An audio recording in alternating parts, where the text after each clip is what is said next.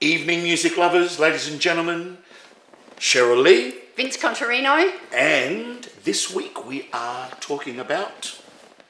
the faces behind the mic. Yeah. So, which is a really good little thing we thought of, because there's community radio, all these people that put in hours and hours of years of work behind the mic, and we thought it's about time we found out a little bit about them and what motivates them and their story. Absolutely. They just do it because they love it. They don't get paid, just like us. Yeah. Enjoy. Community radio broadcasters are the passionate backbone that drives our local music scene. Don't just take my word for it. The report, Community Radio and Australian Music, Building the Music Media Ecosystem, found that Australia's community radio music stations generate an estimated 153 million in added value to the music industry annually, broadcasting more than double the volume of local music played by commercial networks.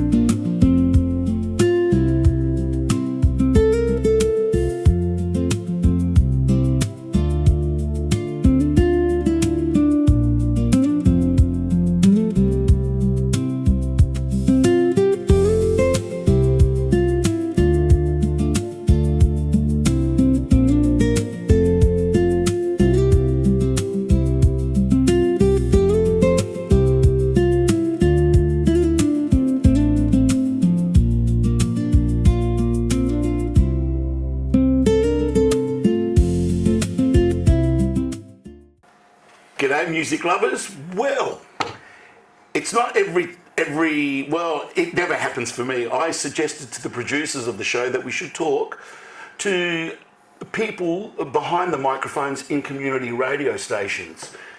Lo and behold, this is the first time in 8 years that we've been filming things they've actually said, yeah, that's a good idea, Vince.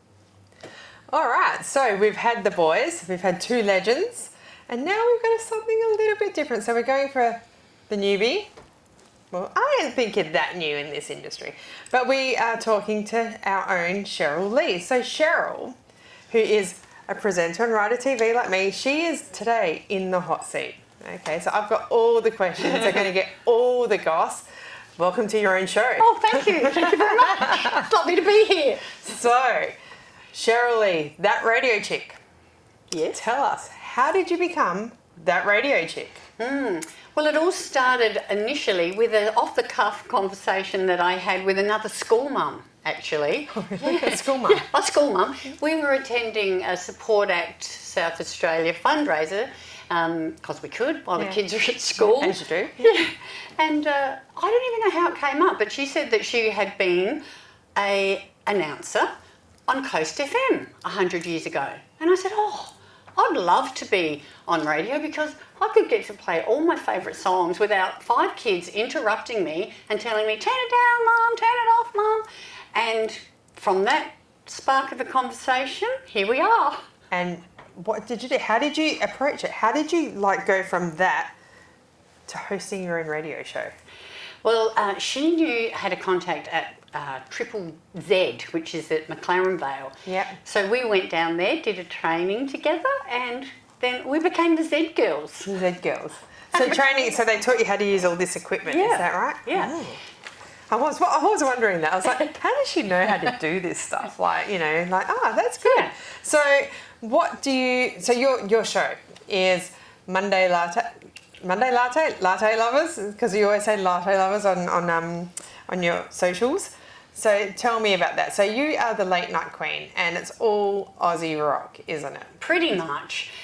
We in community radio have got a quota of Australian music that we have to play, and I never have to worry about that because sometimes mine's 100%. I was going to say, you'd be 100%. Easy, yeah. Yeah. So I'm 10 till midnight here at Coast. Yeah. Yeah. But you also are on other shows as well, don't you? Yes. So you do other shows, but this is your favourite. Well, I have to say, this one is my favourite today.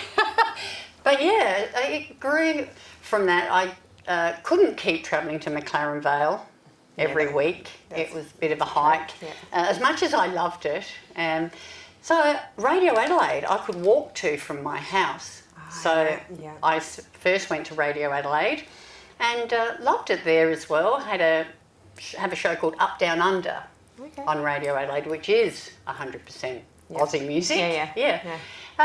But I just also felt like I needed, I don't know, something else, a little bit extra. So I applied at Coast, did their training, and have had Monday Latte now for a few years. So does every community radio station do training? Is that a thing? Yes, yeah. Right. They have to be confident that, well, not just that you're capable, but you have to know broadcast law and know what you can and can't do, so you don't get them into trouble. Right. We don't want to get Coast into trouble. So for any young people that would love to start a radio show, how would you say to do it? What would you say would be the best way into radio? Well, I would even listen. older people, Yeah, let's be honest. everybody. Yeah. Listen to lots of different stations and find one that sounds like your tribe. Yeah. And then approach them, apply for a spot in their training course, pay the training fees, pass the exam, and then you can apply for your own show on that station. Yeah, right. All right. So that first show that you did, right? Could you talk, or did you freeze? Like, you know, I know that I'd be like, have you ever had a time that, I know it doesn't seem right for you because we know you can talk, but have you ever frozen and the nerves got you and you went and could not talk? You know, I actually can't remember that ever happening. It would happen to me. Yeah.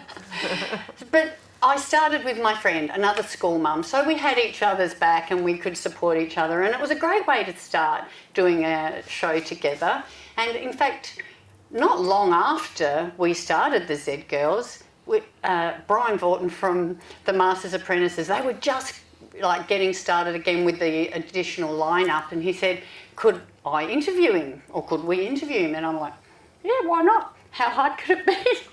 And he brought the Gary Barrows from The Boys, and we did our very first interview live to air, knew absolutely nothing, didn't know what we were doing, had an absolute ball with the fellas, and really you haven't shut me up ever since.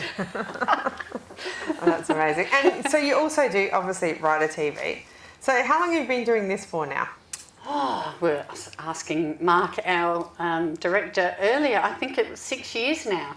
It started out as Mega Music, and then we sort of morphed into Writer TV. So how many people do you think you have interviewed since for both? For both. For both. So if I'm on radio, like, because you do the interviews on radio, and then also on Writer TV, how many? Oh gosh, well, funnily enough, I was counting up the podcasts. Yeah. Podcast as well. You're a busy lady. I know, right? So we're in our 6th year of the podcast, and we're so close. I think it was like 196, 97, really close to 200 interviews on the podcast. And a lot of times we, share the artists and interview them on Writer TV as well. So it's at least 200. Probably a few more. And who's your favourite? Oh, well, I haven't interviewed my favourite. That was my next question. All right, so who's your favourite so far? So far? Oh, gosh. That is really, really hard.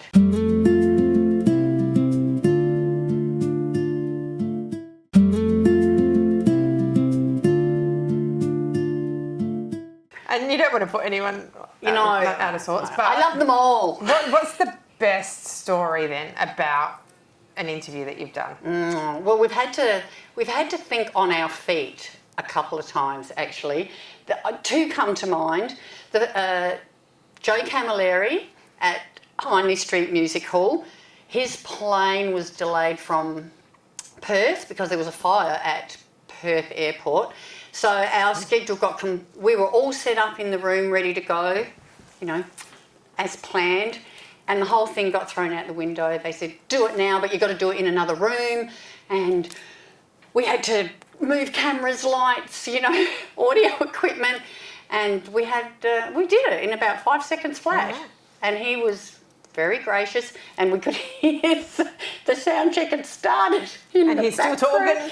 Yeah, but we got through it. And the other one, which was a bit tricky, was Ross Wilson out at the Bridgeway. So I think Ross is in his 70s now. And we just, where we had planned to interview in front of the stage did not work. The whole band was having dinner in the green room. We're like, where are we going to do this? So I sat a 71-year-old gentleman on the cement I've seen that one, and I actually think that it was a great call. Great call, because I think it looked authentic. I know, we were on the steps side of the stage. But you do what you got to do. And he was such a trooper about it as well. Yeah.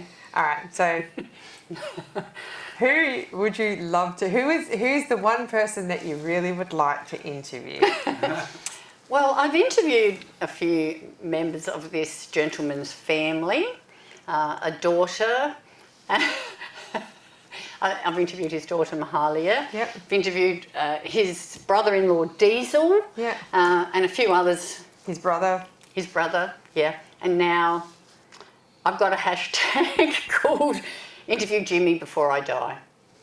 So I grew up in the northern suburbs. We used to go to the Bridgeway. We used to line up Thursday, Friday, Saturday night, and sometimes back for a Sunday every week. And we saw his brother Swanee, we saw Jimmy, we saw everybody. Everybody came to play at the Bridgeway. So I've been a Jimmy Barnes / Cold Chisel fan since birth. fanatic. A fanatic. So do you think that he would be the first person that you would be like lost for words? I reckon even you would be like, I think that would be the first. Yeah, I think you're probably right. Yeah. Because of the build-up and the anticipation. Just talk, Jimmy. Just talk. Okay, so there's other things that you do as well. So Support Act. Tell me about Support Act, because this is a really, really good cause that, deserves some airtime, I feel. Yeah. So tell me all about it and what you do there. Well, it's funny, Adelaide Hay. So I interviewed Gary Burrows for Triple Z, and then he invited me to join the committee for Support Act South Australia, which I agreed to because I'd been attending the lunches to support it anyway. And so I became the fundraising coordinator, aka Raffle Bitch. Yep, great. And they're an amazing charity. They support music, not just musicians actually, everyone in the entertainment industry, roadies, sound techs, lighting guys, anybody who's fallen on hard times. And we, David Daisy Day started it around 20 years ago, and we carry on his good work. Yep.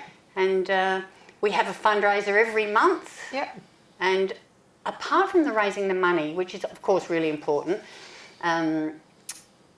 I feel like the networking that goes on and the artists supporting each other and lifting each other up when one might be down, and that South Australian music community getting together regularly on a monthly basis is probably just as important as the money. Yeah, so the South Australian Music Committee, community, even, not committee, community, it's a small scene really in comparison to the other scenes. To Sydney and Melbourne. Yeah. So how do you keep them together and keep I know that you said that, they support each other, but what is the main function of those monthly things? Yes, you have your regular donors, you have new people that you bring along. How do you widen the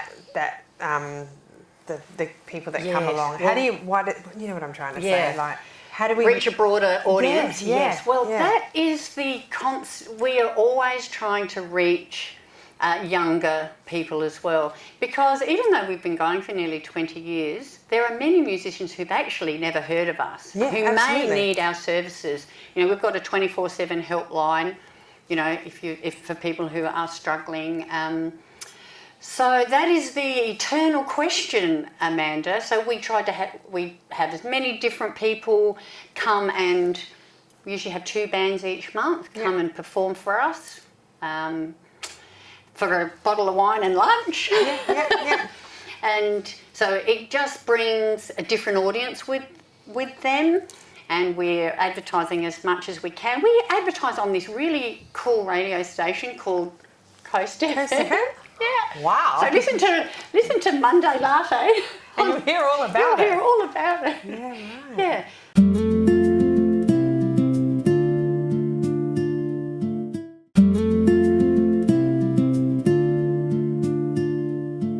So with Support Act, you know, basically, and your radio show, it's volunteer work. All right? Yeah. So a lot of what you do, besides the fact that it brings you joy and brings you in this community, and it's this music industry community, which is a really solid industry in South Australia. Tell me what the benefits are and why you volunteer your time. Oh, look, volunteering in any capacity, you always get more back from it than you actually put in. And so my suggestion would be, because loneliness is one of the most ageing things we can do, apart from smoking. Yeah. So don't be lonely. There's plenty of places who would love your help. So I found my passion. You find what you're passionate about and go and offer your services. You know, if you love animals, you could go to the animal welfare or the guide dogs. If you love music, there's plenty of radio stations who would love your help. And you know what, it doesn't necessarily need to be on air. Yeah. If you're nervous and you don't want to be a presenter, we need help in also fundraising and in administration and even cleaning and all sorts. So find your thing that you would love to do and find someone who needs your help. Find your people. Find your tribe. Find your tribe. Because that's the thing, people always think about, you know, like, I don't like to be out there, you know. And I'm one of those people. Here I am interviewing you, but we had this conversation. I was like, good on you. This is how this all happened. Is that I basically went, good on you for, you know, following your passion and doing what you do and interviewing people, doing this TV show, radio show. Amazing. And you went, we need another interviewer. Yeah. And that's exactly how this Amanda, happened. help. And so here I am now interviewing you, which is great.